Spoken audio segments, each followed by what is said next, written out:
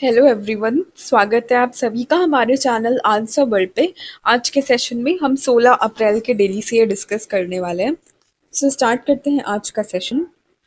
Which two Indian banks were among the first entities designated as corporate agents in GIFT IFSC in April 2025? अप्रैल 2025 में gift IFSC में corporate agent के रूप में नामित होने वाले दो भारतीय बैंक कौन से हैं? पहली बात हम हमारा गिफ्ट आईएफएससी समझते हैं। इसका फुल फॉर्म होता है Gujarat international finance tech city, और आईएफएससी का international financial services centre. Gift city basically Gujarat में ये लोकेटेड है, और रिसेंटली इन्होंने डेजिग्नेट किया है दो बैंकों को एज अ कॉर्पोरेट एजेंट।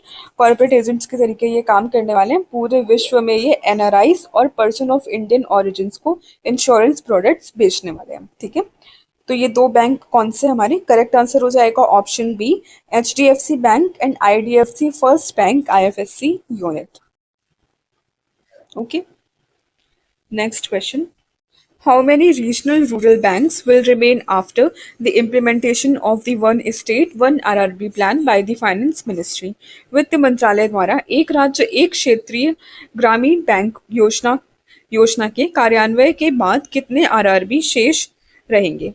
सो अभी प्रेजेंट में कितने आरआरबी हमारे पास? 43 आरआरबी हैं, और इसके बाद में कितने रह जाएंगे? 28 रह जाएंगे। करेक्ट आंसर होगा ऑप्शन बी, 28। और ये इसका फोर्थ फेज चल रहा है। पहला फेज हमारा कब था? 2006 से 2010 में लॉन्च हुआ था, मतलब पुराना है ये। 2006 से 2010 में पहला फेज लॉन्च हुआ था, और अभी फोर्थ फेज अब इम्प्लीमेंट हो रहा है वन स्टेट वन आरआरबी के तहत। अब आरआरबीज के बारे में थोड़ी चीज़ें पढ़ लेते हैं। स्टैब्लिश कब हुए थे हमारे आरआरबीज? 1975 में इस्टेब्लिश हुए थे। कौन से एक्ट के under? Under regional rural banks act 1976। किसके द्वारा रेगुलेट होते हैं हमारे आरआरबीज? ऑब्वियसली आरबीआई और नाबार्ड के द्वारा। नाबार्ड यानी कि national bank for agriculture and rural development, ये दोनों संस्थाएं मिल करके आरआरबीज को रेगुलेट करते हैं। ओनरशिप स्ट्रक्चर कैसे होता है? 50% स्टेक इसमें गवर्नमेंट ऑफ इंडिया के होते हैं, 35% स्पॉन्सर बैंक के, और 15% स्टेट गवर्नमेंट के। ठीक है, विश्व का नहीं, भारत का पहला आरआरबी कौन सा था? भारत का पहला आरआरबी है हमारा प्रथमा बैंक, जो कि कब स्टैब्लिश हुआ था? अक्टूबर 2 1975 में। हेडक्वार्टर सिंध की मुरादाबाद उत्तर प्रदेश में। ठीक है, एंड स्पॉन्सर्ड किसके द्वारा होते हैं? सिंडिकेट बैंक्स के द्वारा ये स्पॉन्सर्ड होते हैं। पहला आरआरबी कौन सा है? ये इंपॉर्टेंट हो जाता है, ये याद रखिएगा। प्रथमा बैंक कहाँ पे लोकेटेड है? मुरादाबाद उत्तर प्रदेश में।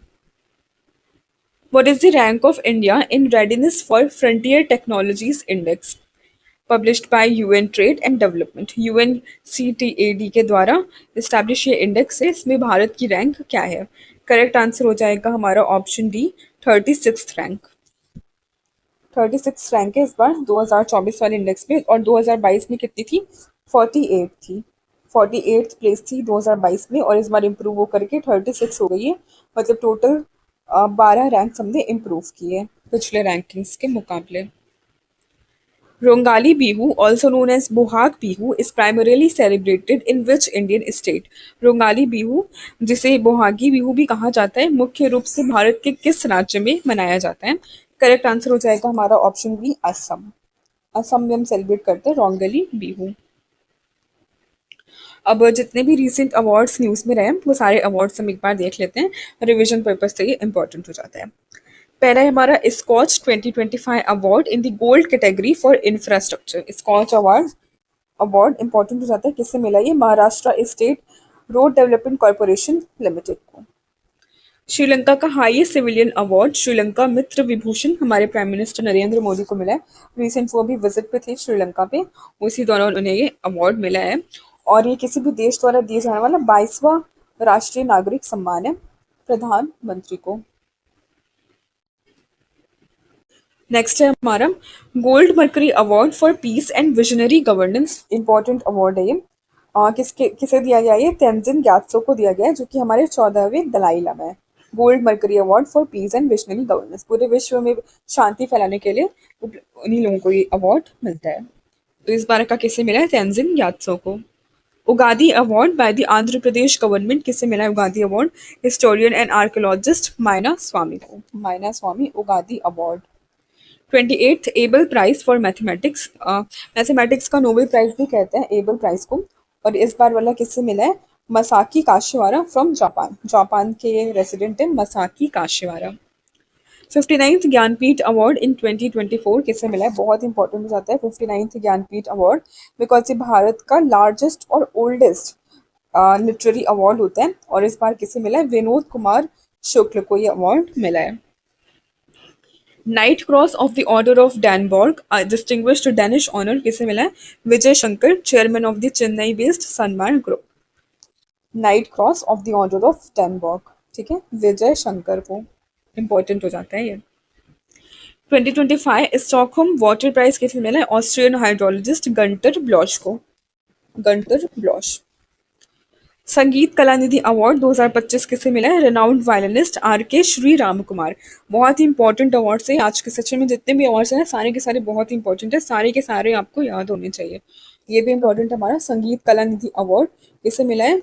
रेनाउंड वायलिनिस्ट हमारे आर के श्री राम कुमार। महाराष्ट्र भूषण किसे मिला है? वेतरन स्कल्प्टर है, स्कल्प्टर यानी कि मूर्तिकार राम सुतार जी को मिला है Maharashtra Bhushan award. 2025 Holberg prize किसे मिला है? गायत्री चक्रवर्ती, पहली भारतीय है जिन्हें ये अवार्ड मिला है, Gayatri Chakravorty Spivak 2025 Holberg prize award. Political theory की फील्ड पे ये अवार्ड दिया जाता है बेसिकली। आईडेक्स अवार्ड किसे मिला है? Atima corporation private limited for developing Veer electric tactical all terrain vehicle, private company है ये अतिमा कॉर्पोरेशन, इन्हें आईडेक्स अवार्ड मिला। आईडेक्स अवार्ड यानी कि innovation for defence excellence award. Air service quality award किसे मिला है? बेंगलुरु के कैंपेगौड़ा इंटरनेशनल एयरपोर्ट को मिला है air service quality award. ACM AM Turing award often refer to as a Nobel prize of computing, ACM AM Turing award को क्या कहते हैं? नोबेल प्राइज ऑफ कंप्यूटिंग भी कहते हैं। इस बार का अवार्ड किससे मिला है?